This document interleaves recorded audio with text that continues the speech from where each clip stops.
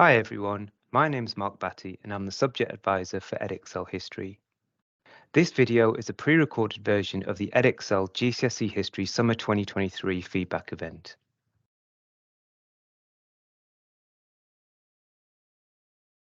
As you can see by the agenda, there's quite a lot to get through, so we're going to split the video into two parts. Part 1 will focus on the first four agenda items. So we'll be looking at Summer 2023 entry data, percentage outcomes, grade boundaries and statistics. There'll be a quick overview of Results Plus and access to script services, and then we'll talk about some of the issues that came about this summer on Paper 1 Medicine and Paper 3 Germany. Then in the second video, Part 2, we'll look at some exemplar student answers with feedback from our senior examiners, followed by a quick look at the support and training coming up later this year. Firstly, we'll look at Summer 2023 entry data. So as you can see from the graph in the top right of the screen, GCSE history continues to be very popular. This chart shows how the entries across all exam boards have grown over the past 10 years.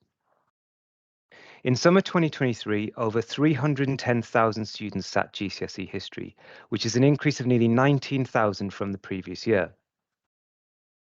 And at the bottom of the screen, we can see how Edexcel's entries have increased year on year since reform. Our GCSE entries have increased by around 27%, and this is largely due to increased cohort sizes, as well as some centres switching.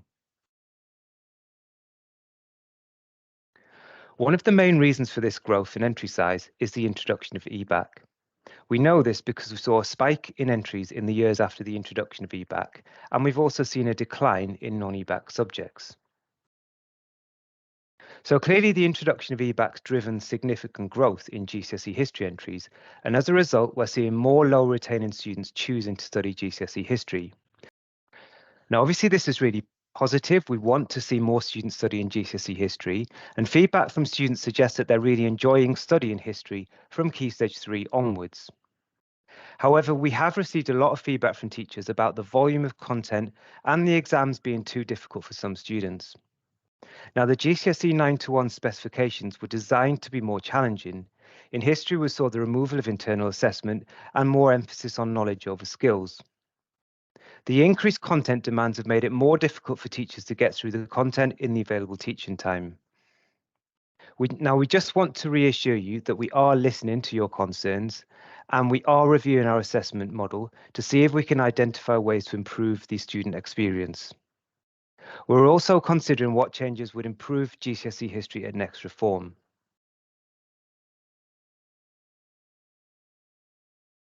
So we ran a student survey this summer which had over 400 responses, and here are the responses to one of the questions: why did you choose to study GCSE history?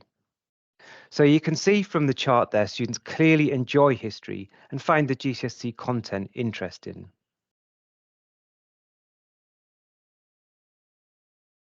However, responses to this question are less positive about the volume of content. Okay, so now we're going to take a quick look at the entries by option this summer, starting with Paper 1, the thematic study. As you can see on screen, medicine continues to be the most popular thematic study with around 60% of the entries. That's about 100,000 students. And crime there in blue is the second most popular topic with around 56,000 students. We're very pleased to see the rapid uptake of the new migration thematic study. This summer, it overtook warfare with over 5,000 entries from 64 centres.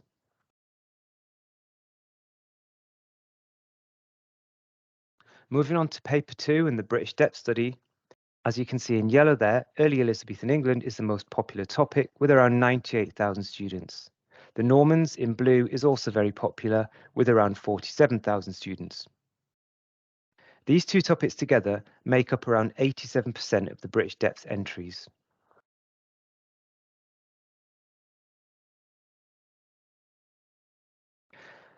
Then moving on to the period study, which is the second part of Paper 2, we can see there the Cold War superpower relations in yellow dominates with an entry of around 108,000 students.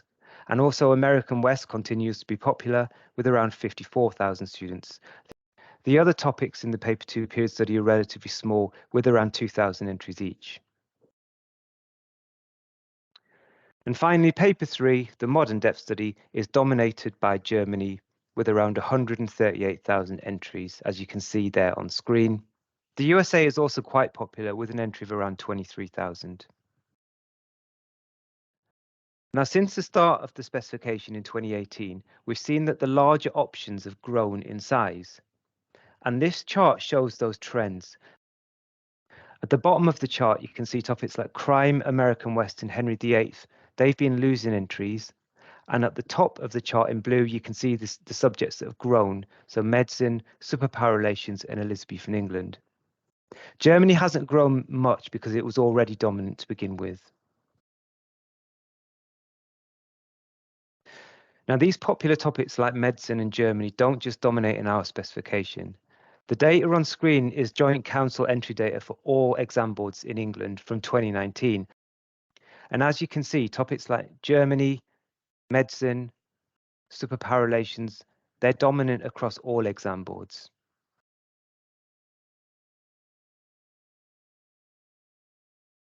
Okay, we're now going to look at grade boundaries and grade statistics for this summer.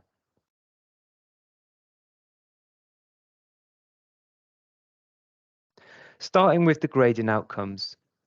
We've provided grade statistics on our website which show the percentage of students achieving each grade. This summer saw a return to pre-pandemic grading. The table on screen shows the cumulative percentage outcomes for each grade at GCSE history since 2018. You can see at the bottom how we've returned to the 2019 outcomes. The rows shaded in grey are exam series which had COVID measures in place.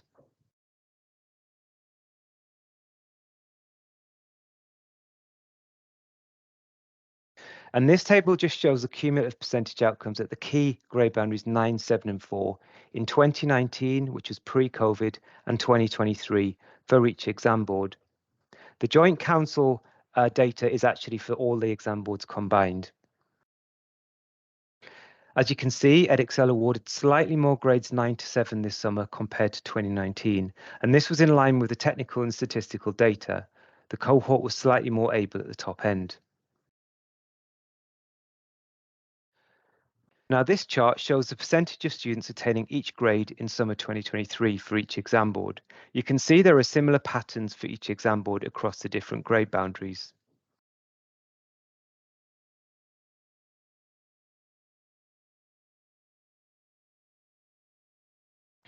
In terms of the grade boundaries, you can find a link to them on our website. We've got two types of grade boundaries documents available. There are subject level grade boundaries for each possible route through the specification and notional paper level boundaries for each paper.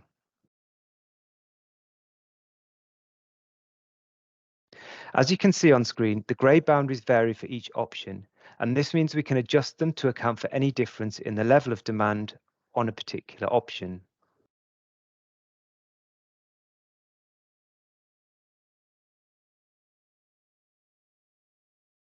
The table on screen shows the average grade boundaries converted to a percentage of the total mark across the different exam boards for summer 2023, 2022, and 2019. As you can see, Edexcel's grade boundaries are slightly higher in summer 2023, and they're also higher than the other exam boards. We found this year that the average marks were up across several popular options, suggesting that more students found the papers accessible or were more familiar with the assessment requirements. Now, it's important to recognise that increased grade boundaries do not mean an exam is more difficult. What it actually means is that more students have been able to access the marks across the entire assessment, which is actually a positive thing.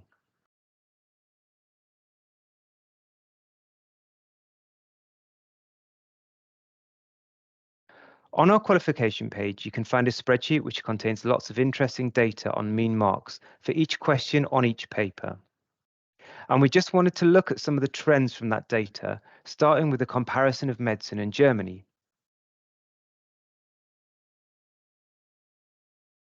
Now, if you look at the data in the table, you can see that the mean mark on medicine has risen each year since 2018. Now, notice that the mean mark was actually lower in 2022, but that's only because there was no SPAG marks because of the COVID optionality. If you were to add an estimate for SPAG in summer 22, it would actually sit neatly between 2019 and 2023. So another interesting thing to note here is that students perform better on average on paper 1 than on paper 3.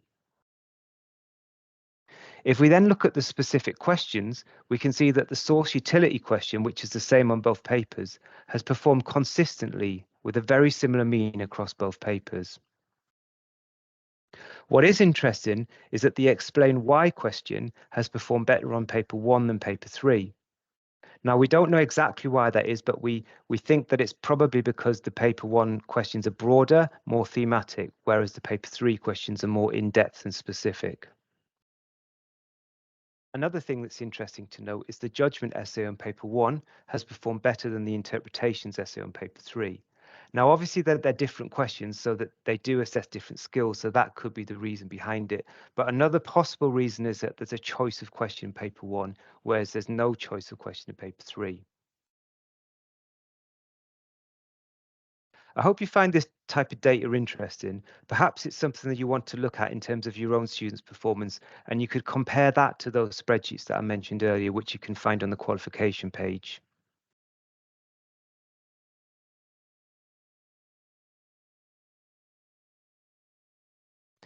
Another interesting trend to note here is the difference in mean marks between American West and Cold War on the period study. Now, what this chart shows is that the mean marks on American West have improved since 2018, and they're now actually in line with those on superpower relations. The performance on the narrative analysis question and the importance questions reflects this improvement.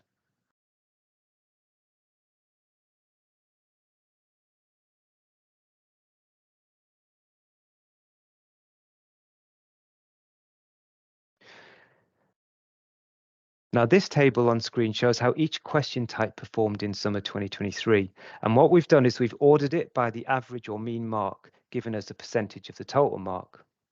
So at the top of the table, we can see the best performing questions were in paper 3, how interpretations differ, followed by the source inference question. And at the bottom of the table, we can see the worst performing questions this summer were the paper 3 explain why questions, followed by the period study 2 consequences questions. And the column on the right shows how the performance in summer 2023 compared to summer 2019. So you can see if there's been any difference in the way the questions are performed compared to summer 2019. Once again, you might want to spend some time looking at this data in relation to your own students' experiences.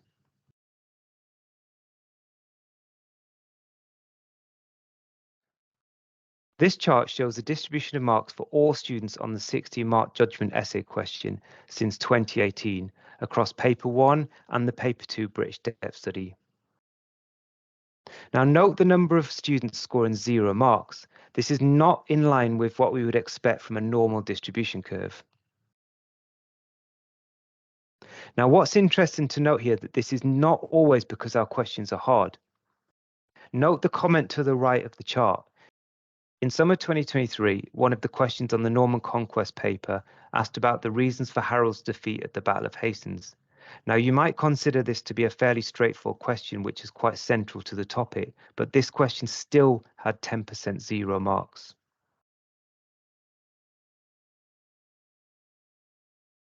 The mean mark on this question is 7.91, but there's a slight dip at 8 marks where we'd expect to see a plateau. The peak at 7 marks is because some level 2 students were capped by the requirement to go beyond the stimulus points to reach the top of level 2.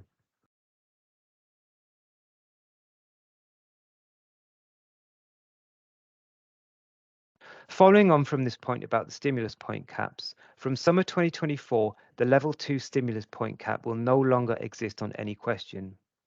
This means that level 2 students can now achieve the top of level 2 without going beyond aspects prompted by the stimulus. The cap remains unchanged for the higher levels, it only affects students in level 2. It's a small adjustment. The intention with the cap was to ensure higher retaining students were rewarded for using wider contextual knowledge, and the cap really wasn't supporting this intention, so we've been able to remove it. We've now updated the sample assessment materials on our website, along with some minor language amendments.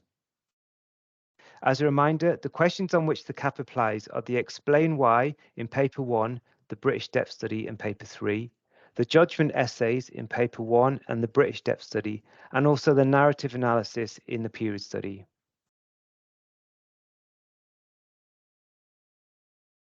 Okay, moving on, this section is a quick reminder about our Results Plus and Access to Script services.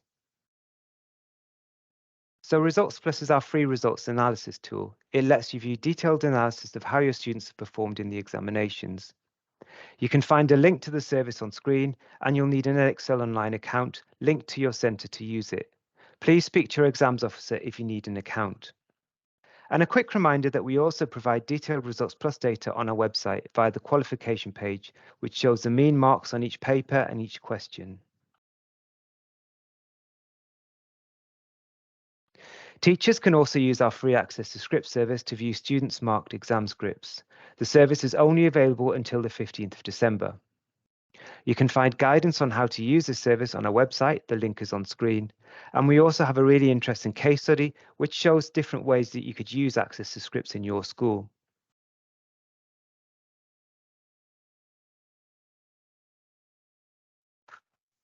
We're now going to focus on the Paper 1 Medicine and Paper 3 Germany papers because of the issues that arose this summer. Firstly, Paper 1 Medicine, and this is a recap of the date error on question 5 this summer. So question 5 on this paper contained an incorrect date.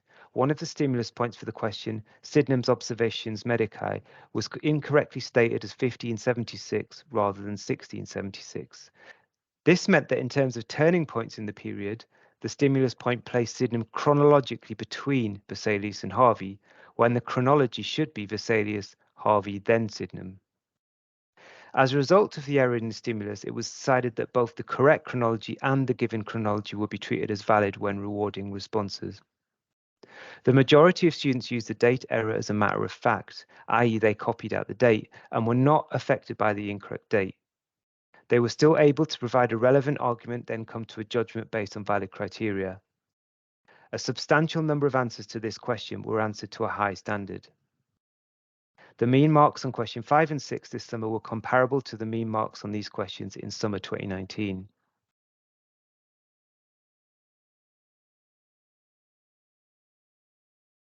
Question 5 on this paper was an optional essay and 33% of students answered it, compared to 67% answering question 6.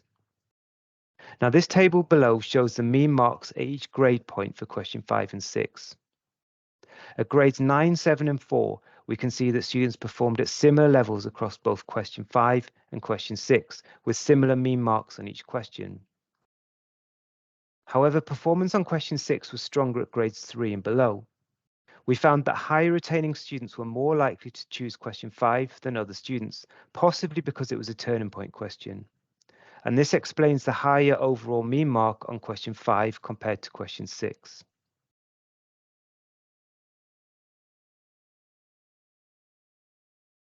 Moving on to paper 3 Germany, aspects of the package of sources and interpretations for question 3 were found to be problematic. The provenance of source B and its inclusion of cinema are on specification. However, radio and sport are not mentioned in the key topic this question is drawn from. Students were not expected to have specific knowledge of the use of radio in Weimar culture, and valid contextual knowledge of the wider period, including Nazi use of radio, was rewardable. Students could use knowledge to support inferences about cinema, which is specifically listed in the specification, or by referring more generally to the golden years of economic recovery, which meant people had more disposable income to spend on leisure and cultural activities. Interpretation 1 refers to Weimar culture in the 1920s, but it also refers to the 1930s, which is outside of the date range included in the question. References to the 1930s encourage students to bring the 1930s into their own answers, and any use of contextual knowledge from the 1930s to validate the interpretation was considered valid. This included Nazi use of radio during the Nazi rule as a validation of the power of radio. However, since the question specifically targets the years 1924 to 29, students were not required to go beyond 1929. Now, despite the issues identified in this paper, many students were able to answer the questions effectively, and examiners saw some excellent responses. Overall, the performance on Weimar and Nazi Germany paper 3 was comparable to summer 2019, and the mean marks in both series was very similar. On screen, you can see a table showing the mean marks for each question in summer 2019 compared to summer 2023. Interestingly, it was actually question 2 which performed least well. This is the explain why question. Now, this question was on specification, but clearly students found it challenging. We have to acknowledge that this was a challenging question. Feedback from teachers told us the stimulus points could have been more helpful to low retaining students. This is also evident from the number of students who simply did not attempt the question. So this table shows the difference in the percentage of 0 marks from summer 2023 to summer 2019. As you can see there, we saw less 0 marks on question 1 and question 3 part C. However, we saw more 0 marks on question 2 in particular, and also question 3 parts A, B, and D. So overall, in summer 23, we saw more 0 marks than in summer 2019 on paper 3. When students perform less well on a question, we can usually address this through the setting of grade boundaries, but if a student doesn't attempt a question, they simply can't receive any marks. The notional grade boundaries this summer on Germany were similar to those in summer 2019 because the mean marks were comparable between the two series. However, the proportion of students scoring 0 marks on certain questions is a priority issue in our review of the assessment model. In addition to the issues we've discussed about paper 3 Germany, source C originally contained 2 sections of the painting Big City by Otto Dix. Having reviewed the source, we've decided that it contains a stereotypical depiction which does not align with our diversity, equity, and inclusion commitments. We recognize that as students develop their skills as historians, they may encounter sources such as this one that include words or images they find upsetting or challenging, but we need to balance this against our greater responsibility to students as an exam board. And for this reason, we've taken the decision to redact the source from this question paper. In light of this and the feedback we've received from teachers regarding the package of sources and interpretations, we've decided to provide an alternative practice question 3 parts A to D, which centres will be able to use for mock exams, and we'll be providing more information about this later in the autumn term. So this summer examination series has seen a return to the full GCSE history examination requirements for the first time since 2019, and we really do appreciate fully the hard work which students have put into their studies and revision, as well as the dedication and support which teachers have provided. Our senior examiners and colleagues in the wider Pearson history team have worked very hard to ensure our assessments are error-free, and we are very sorry for the issues which arose this summer. We want to thank everyone who's taken the time to contact us directly. We really do value your input. We've had several conversations with teachers to ensure we fully understand your concerns, and we've also gained useful insight via our summer 2023 post-exam series teacher and student surveys. Our key priority now is to ensure that future question papers are free from error, and we are currently in the process of reviewing our quality assurance processes. We're also carrying out a comprehensive review of our assessments in order to provide students with a better exam experience, and we'll provide more information about this later this term. We're currently undertaking a rigorous review of our assessment in response to teacher feedback. This will focus on things like opening questions on papers 1 and 2, because some teachers have said these questions are not consistently accessible to a wide range of students. We'll be looking at whether it's possible to provide more time in exams. This is something that students have raised in recent surveys. In terms of the paper 3 assessment, we understand that students are required to learn and revise a lot of content, which is not always assessed due to the skills-based inquiry focus of the assessment. We know that students prefer a choice of questions, and it can help improve the range of content being assessed, but we also need to be mindful of keeping questions clear and simple for students to navigate. And in terms of the stimulus points, we successfully used stimulus in questions since 2001. However, we are reviewing them to ensure they're useful to as wide a range of students as possible. Now, we may have to wait until next reform before we address some of these issues. However, we will try to incorporate improvements before reform where possible. Obviously, this will be subject to Ofqual approval.